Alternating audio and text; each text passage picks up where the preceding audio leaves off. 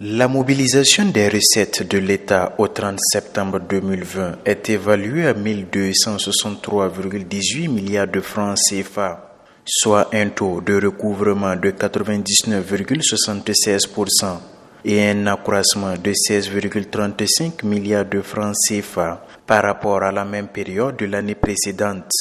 À cette première session du Conseil d'administration du ministère de l'Économie, des Finances et du Développement, il ressort que 83 promoteurs de start-up ont bénéficié d'un accompagnement de près de 1,7 milliard de francs CFA dans le cadre du projet AgriNova.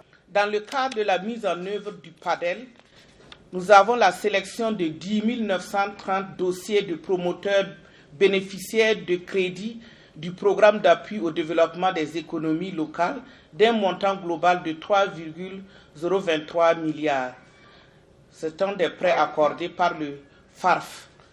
Nous avons également comme résultat le transfert d'un montant de 1,673 milliards au profit de 52 267 bénéficiaires issus de ménages vulnérables des régions du Sahel, de l'Est et du Centre-Est. Dans le domaine infrastructurel, c'est 21 complexes scolaires qui ont été réalisés et 36 forages en cours de réalisation. Au cours des travaux, les acteurs du ministère en charge de l'économie ont échangé autour du thème téléprocédure et mobilisation des ressources, défis et perspectives.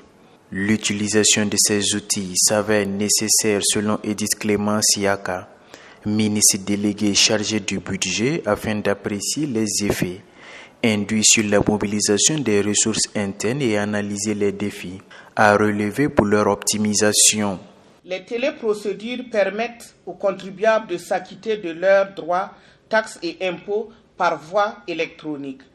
Elles sont opérationnelles depuis 2016 à la Direction générale des impôts et en cours d'implémentation à la Direction générale des douanes. Après plus de 3 années de mise en œuvre de ces réformes, un bilan sur l'utilisation de ces outils s'avère nécessaire afin d'apprécier les effets induits sur la mobilisation des ressources internes et analyser les défis à relever pour leur optimisation.